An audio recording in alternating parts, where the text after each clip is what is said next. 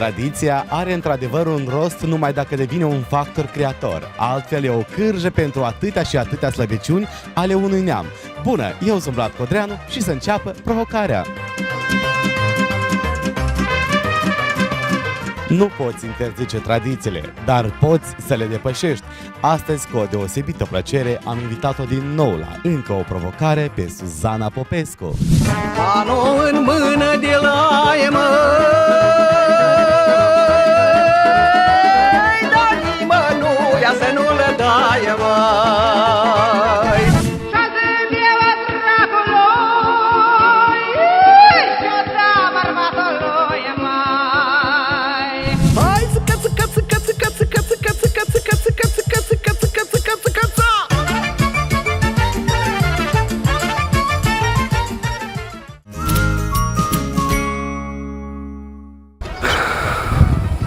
Alo, Suzana, hai unde ești, puișor, că de-am te aștept aici de jumătate de oră. Bun, hai. Nu e că eu nu înțeleg, întotdeauna trebuie să întârzi, așa-s vedetele, nu-ți pot trezi dimineață. Dar nu-i nimic, noi o așteptăm, doamnelor și domnilor. Astăzi pentru Suzana Popescu să știți că am pregătit ceva extraordinar. Dar astăzi, ia uite, și-a făcut apariția și Suzana Popescu. Hei, bună dimineața, Suzana! Salut! Bună. Ce mai faci, Suzana? De ori mă așteptați? Da, de dimineață, dar v-am zis că la ora asta. Până mă fartiez, și scoală așa dimineața. Noi ne sculăm și oamenii gospodari la fel se scoală de dimineață. Dar după cum înțeleg eu, aici e un gard așa frumos, o gospodărie. Doamna Suzana, să știți că astăzi v-am invitat la o nouă provocare, dar una mai deosebită. Și sper să vă descurcați de minune. Sper și eu să mai descurc, eu știu. Doamna Suzana, provocarea din această zi se numește Pomana Porcului. Nici nu se face bine ziua și câțiva bărbați se adună în curtea domnului Nicolae din satul Puhoi, înviorați cu o ceașcă de cafea fierbinte, pe când povestesc nimicuri. În ograda gospodarului e forfotă mare, căci astăzi se taie porcul.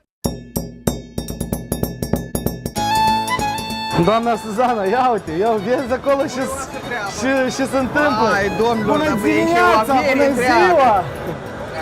Dragi prieteni, bună ziua! Am venit să vă mai cânt despre viața cea frumoasă, despre bine pe pământ.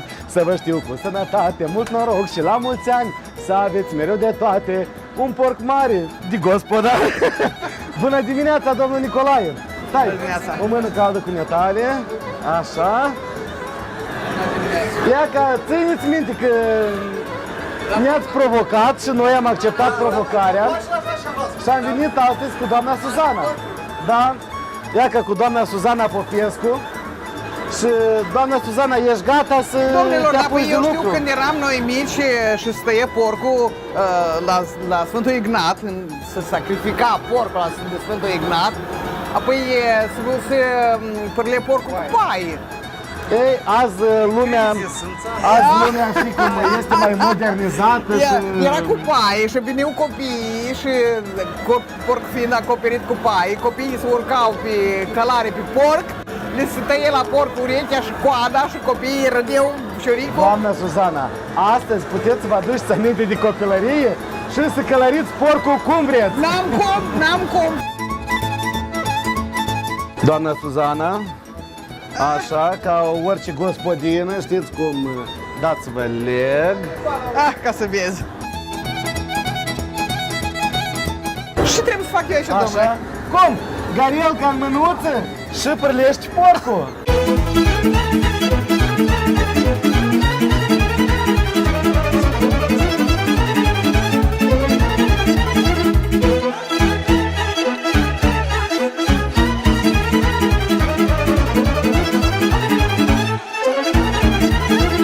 Trecu nașule un an de când am făcut bairam, acum nu s-a împlinit, la matale am venit. Văd, fiule, că-ai venit, că și eu m-am pregătit. Măi, Vasile, dealui mare, măi, Vasile, dealui mare, dealui mare, dealui mare, ia coboare de la vale. Uite, Uite la Vasile și de lângă Poloboc. Măi Vasile, lasă și nu, hai cu noi la joc. Uite, sărăcuțul, să nu mai lângă butoi. Hai Vasile, lasă și... Așa-i viața omului, la la la la la la la. Cum e floarea... Măi Vasile, auzi?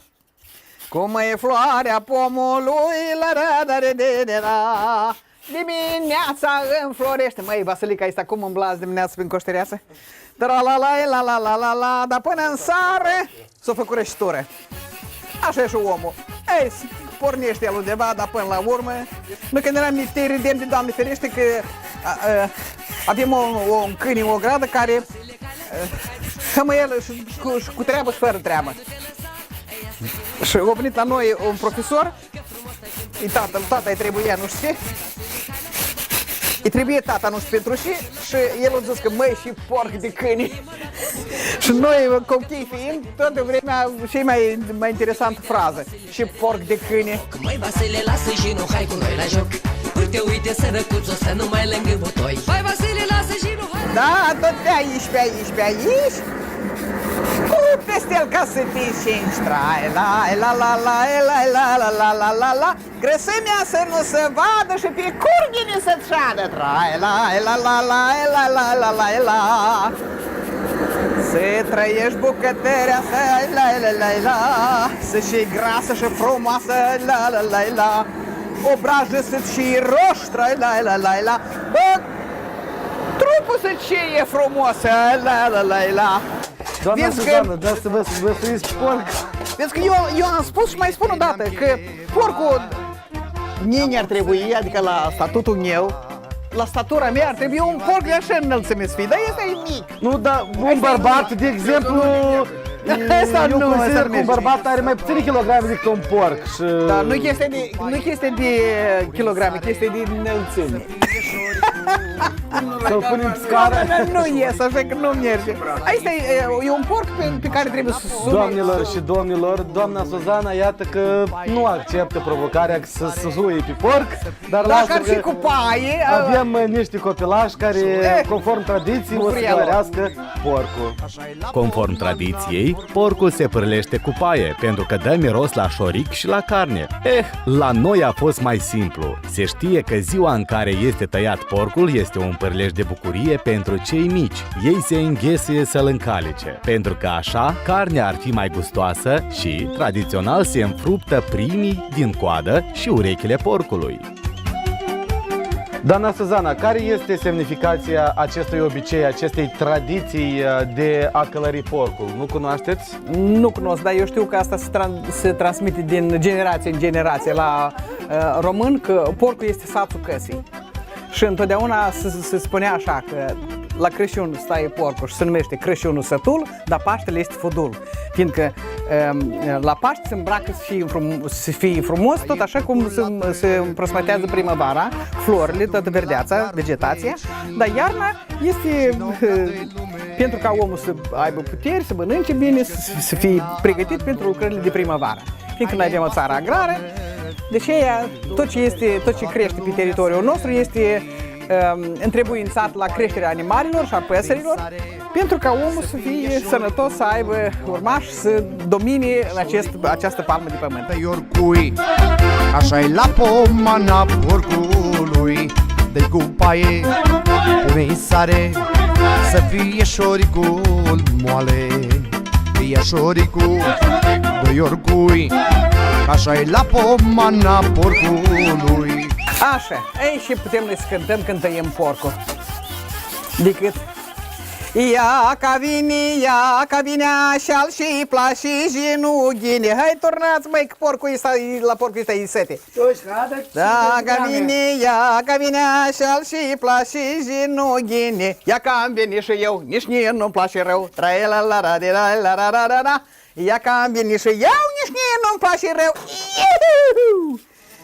Și nici eu dunic bărbața nu chiuie. Femeile astea, chiuie, da? Nu știu, n-am auzit.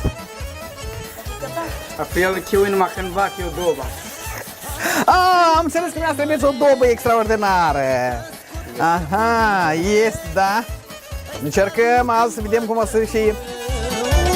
Să pregătesc de friptură bagă în lucru bărbătesc înseamnă că e tare, îl mai iubești pe bărbăță. Vrei să-l ajute și vreți și împreună. Și asta ar suna cam așa ea. Mă îmbărătesc ca o curcuță să știu la barba drăguță, mă îmbărătesc ca o curcuță să știu la barba drăguță. Drăguță și eram, țara în casă nu intram, dar tot în dosul gardului și eu da bărbatului.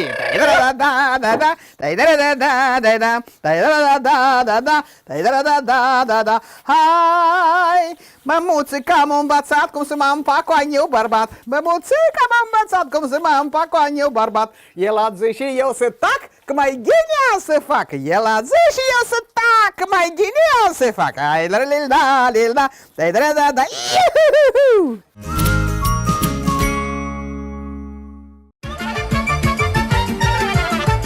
Doamnelor și domnilor, noi deja ne-am mutat în bucătărie, unde vom pregăti și bucatele tradiționale. Doamna Suzana, dumneavoastră, ce delicii culinare cunoașteți din bucățile de carne de porc, din carne de porc? Mie îmi plăcea când eram mică, când aveam acasă porci și așa pentru de 2 ori pe an, când se făcea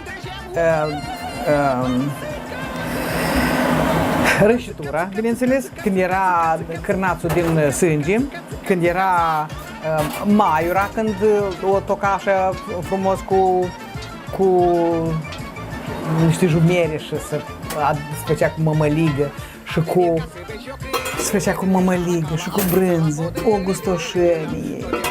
Noi eram mulți copii, noi eram 7 copii la mama și e clar lucru că noi toți așteptam tăierea porcului. Exact, avem ceapă și roșie, ceapă și albă. Și e foarte bine când toată procedura asta se petrece operativ. Adică sunt invitați mai mulți vecini. Gospodarii se înțelegeau așa.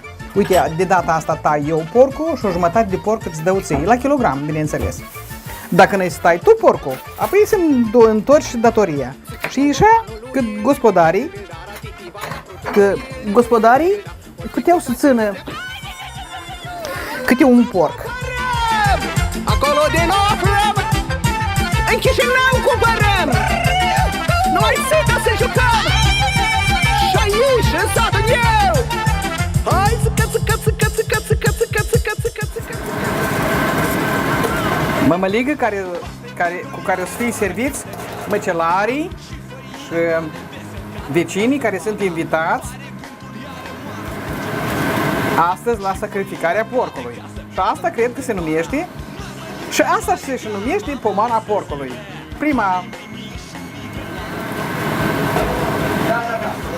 Primele bucate care sunt servite în comun. Acum și aici se va pune și apa, usturoiul, piper negru, frunze de dafin.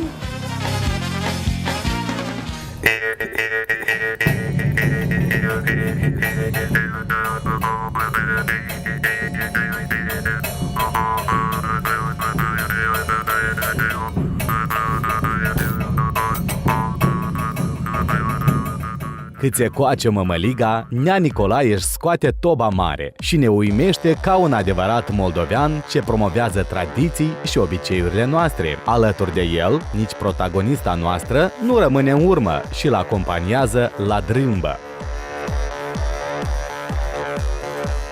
Iată că, doamnelor și domnilor, suntem la final de emisiune. Suzana Popescu vine acum cu cea mai mare și gustoasă măligă care a fost preparată de ea. Ziua se încheie în mod tradițional, cu prima masă din carnea proaspătului sacrificat, denumită în popor pomana porcului. Aici se servește carnea cea mai bună, iar la moldoveni se amestecă cu ceapă călită, alături de un bulț cu mămăligă aburindă. Se trece la ceva tărișor și se închină de nenumărate ori în amintirea porcului Vasile, care a fost să-i fie deciolan. Doamna Suzana, cum vi s-a părut dumneavoastră provocarea din această zi? Surpriză care nu are explicații. Ați mai avut ocazia să mai curățiți, spălați porcul, să... Numai în copilărie. Acum... Numai în copilărie. Uite că nu ne-o mers nouă astăzi ca să călăriți porcul conform tradițiilor, dar, doamnelor și domnilor, porcul călărește cei mici. Până aici a fost, nu vă spunem la revedere, dar vă spunem papa până la o nouă întâlnire alături de noi, gazdă din această zi, domnul Nicolae. Mulțumim mult dumneavoastră. Gospodina Și invitata ediției din această zi, doamna Suzana Popescu, eu sunt Vlad Codreanu, papa, până săptămâna viitoare. La la la la la la la la la la la la la